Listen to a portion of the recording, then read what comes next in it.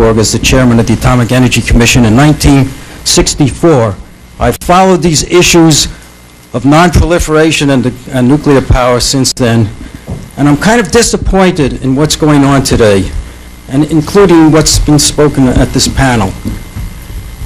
If we think we have problems now with nuclear energy, if we don't have cooperation, international cooperation among all nations in developing nuclear power over the next 20 to 30 years, we are going to have one hell of a problem in this world, and then we will really have to worry about nuclear terrorists, because the fossil fuel age is rapidly coming to an end. And in 20 or 30 years, with 1 billion Chinese trying to drive automobiles and a lot of other things going on like that, we are going to have a terrible energy problem, and the economic pressures and political pressures on all countries will be very great.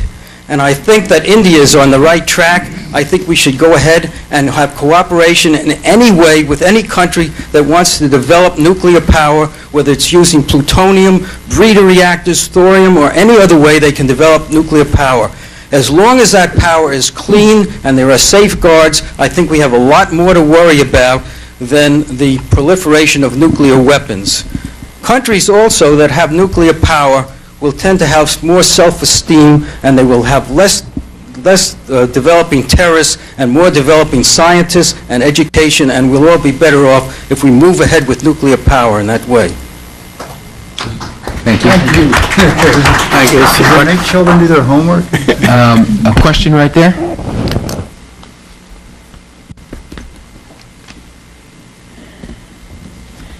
My name is Vijay Nilekani, and my question is, until the 3 Mile Island accident happened, all the US reactors were like little silos, and one of the reasons the accident happened and the lessons learned from it was cooperation, sharing of safety practices, benchmarking, trying to do the right thing collectively through the synergy of different people. I think if we create nuclear ghettos, whether it's in India or Pakistan or Romania or wherever, I think the nuclear safety issue to me is almost as compelling as proliferation. I mean, we could be all focused on proliferation, and we might have a bad accident somewhere in the world because they don't have the latest technology or they don't have the best safety practices or things like that. And that doesn't seem to figure at all in the policy world, because I mean, this is a policy town. Everybody looks through the prism of strategy or politics or economics, but really nuclear safety is a real issue, and I think it's a compelling issue that we have to figure a way to make sure plants are safe regardless of the bigger proliferation issues.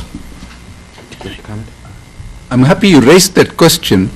India has CANDU type of reactors, and a CANDU reactor, there is a cooperative union. Canadians, Indians, and the South Koreans, they meet periodically and discuss about the problems of CANDU reactor. This, if the light water reactor comes in, this has to be extended for the light water reactor as well. But in spite of all these embargoes and so on, nuclear safety cooperation between Canada, India, and others who have been using the CANDU have been on the upswing, actually. Can I add? Please. I'd just like to add to that as well. I agree that nuclear safety is fundamentally important, and I'll speak for myself. The fact that I didn't focus on it doesn't mean that I don't think it's important and needs to be given real priority attention. And I'll just remind you that one of the comments I made about why I think this deal has some very beneficial aspects is that I think it can help enhance safety cooperation among other types of cooperation. I talked about prying the lid off of the Department of Atomic Energy and enabling it to have better transparency and better oversight, and that applies to the safety realm as well. So thank you for your point. I'd like to ask, before turning the floor over to Prakash for the last words, if any of the panelists would like to say anything before we do that. In that case, Prakash? I would like to one more